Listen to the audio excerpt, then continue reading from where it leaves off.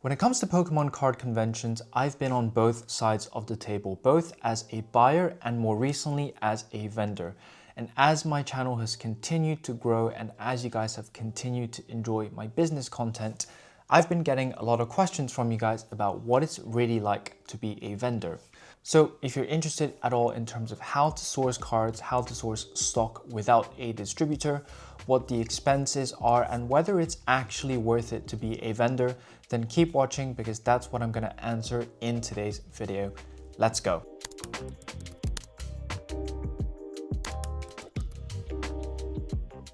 Hey guys, my name is Thomas and you're watching Pokemonster.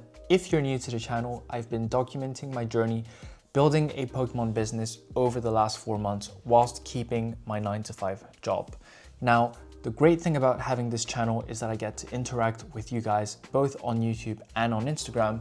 And to be honest, I have been getting a lot of questions over the last few months about what I'm doing and how it actually works. So that's what I'm going to tackle in today's video.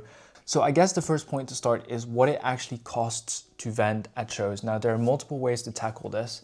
The first thing is actually the show itself. So you can break that down into the table cost, lodging if you're doing like a 2-day show, and your equipment as well. So table cost is usually between 80 to 120 pounds from my personal experience. Again, this is based on going to about 4 or 5 different shows. At another show that I'm going to in September, the table cost was 65 pounds. But then at some of the more popular shows that I booked, for example, yesterday actually I booked a show, I booked 2 tables and it was 85 pounds each. But if you're going to the really big shows, it can range up to 120 to 130 pounds. So convert that into USD and it's probably like 150, 160 US dollars for one table at the top range. Now the variance in cost is dependent on the quality of the show you're going to, the amount of footfall, the name brand of the show, more importantly, the day on which you're vending, if it's a multi-day show, as well as the location of your table.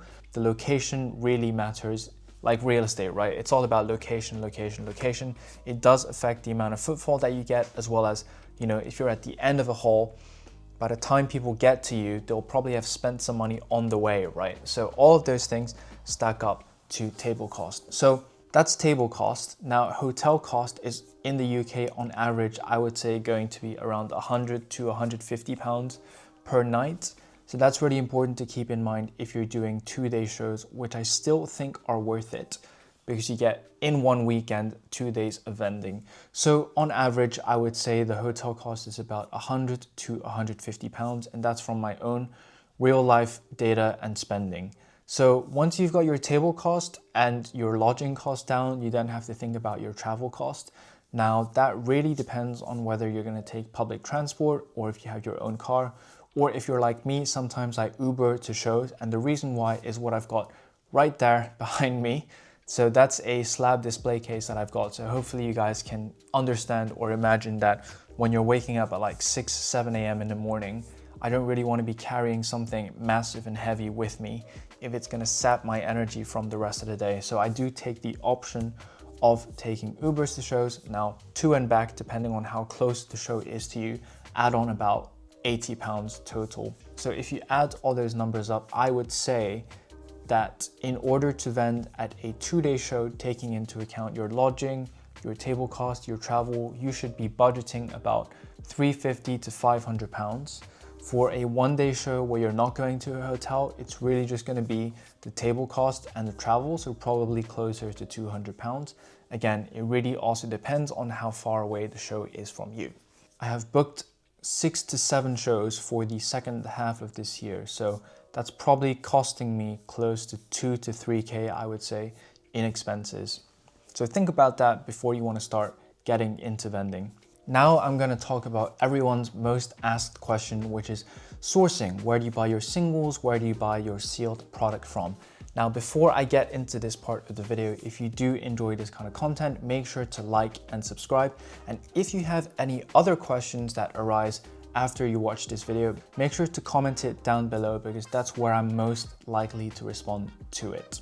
So getting back into the question of where I source my product from, that is a very difficult question to answer. So I'm going to ask you back a question, which is what type of product do you want to sell? And I think That's probably the most important question that you need to ask yourself first. Is it going to be singles? Is it going to be packs? Is it going to be booster boxes? Or is it going to be, sealed cases like this Heatwave Arena one that I just picked up?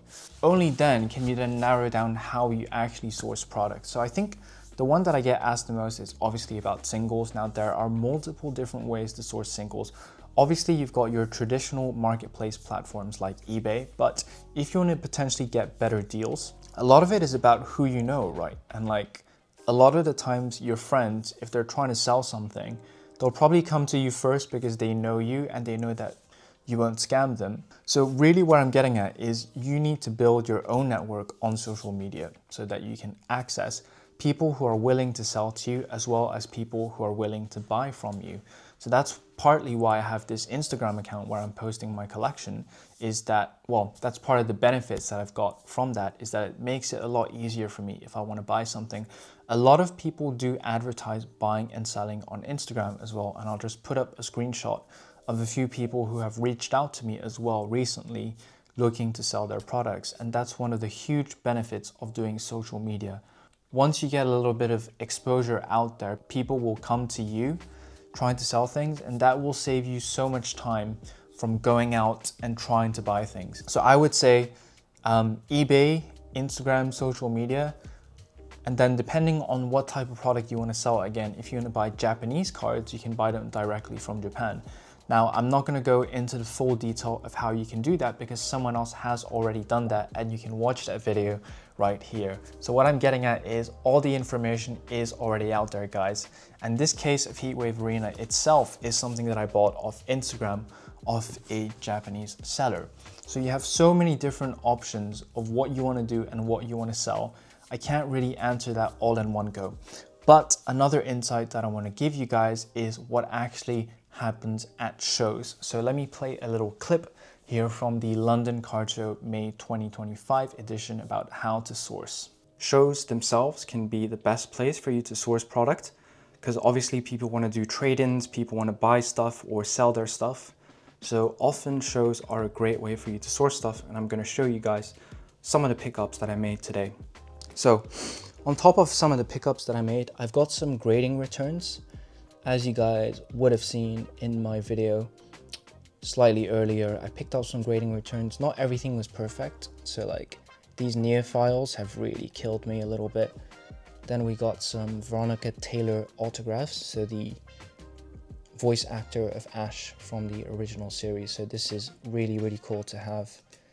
So yeah, just try to make the most of shows, I guess, because it can be a great way to source. These are more grading returns. I'm super happy about these. Sequential set, Latios and Latias. We have some English pickups here.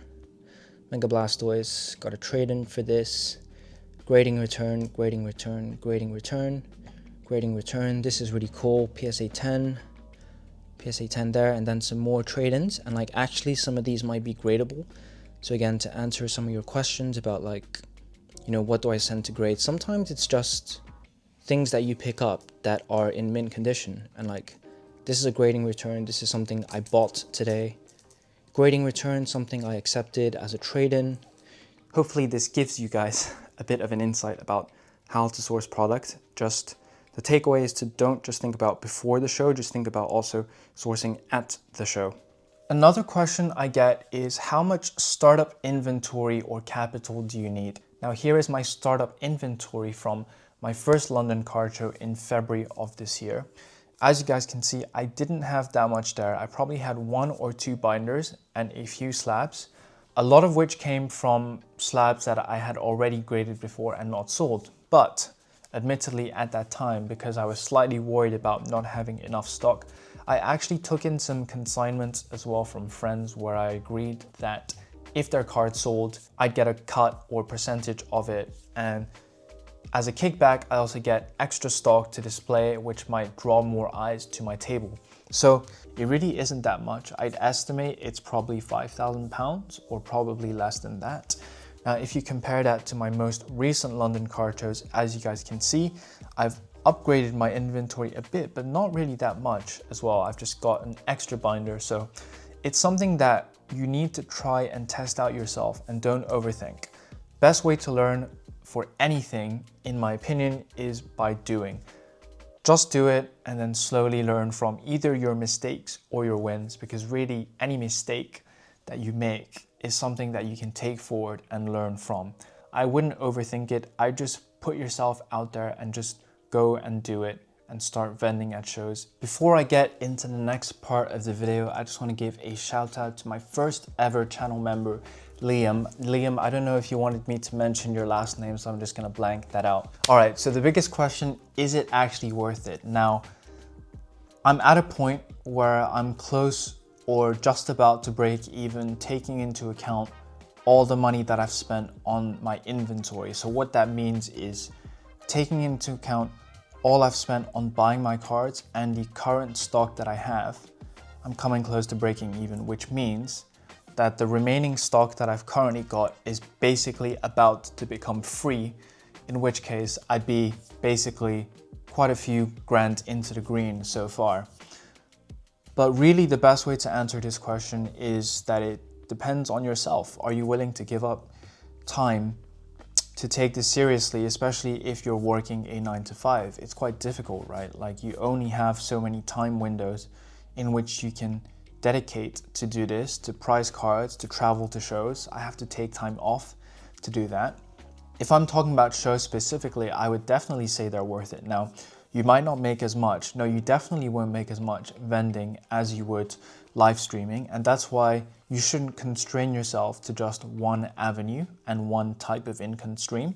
And that applies to myself as well.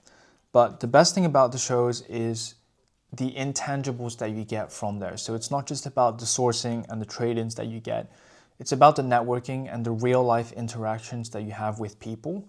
Why do you think there's a reason why vendor POV content really kicked off in the last year or two? It's because people crave that genuine type of interaction that they get. But that was pretty much it. Hopefully that was a good 360 tour into what it's like, or what it could be like for you to be a part-time Pokemon vendor. Make sure to like, comment, and subscribe if you enjoyed the content. Happy collecting.